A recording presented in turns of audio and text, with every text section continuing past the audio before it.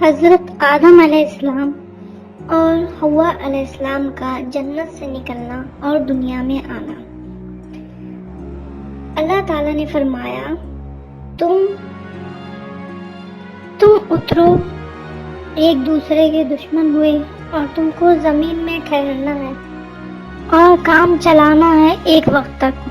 اور کہا اسی میں جیو گے اور اسی میں مرو گے اور اسی سے نکالے جاؤ گے۔ یہ مضمون کلام اللہ کا ہے۔ تب فرمان رب العالمین کا جبرائیل علیہ السلام کو ہوا کہ آدم علیہ السلام اور حوا علیہ السلام اور سانپ اور شیطان اور طاؤس ان سب کو بہشت سے نکال کر دنیا میں ڈال دے۔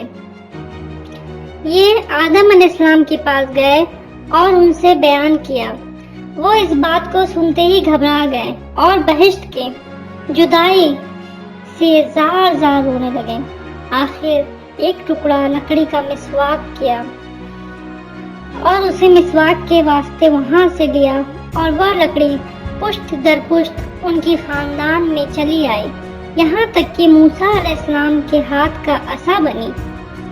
پس آدم علیہ السلام اور حوا علیہ السلام،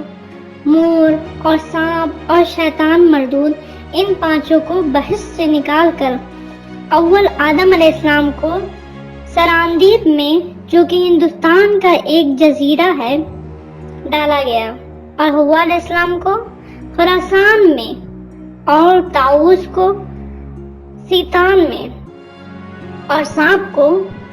اصفہان میں، اور شیطان ماعون کو کوہ دمان میں ڈالا۔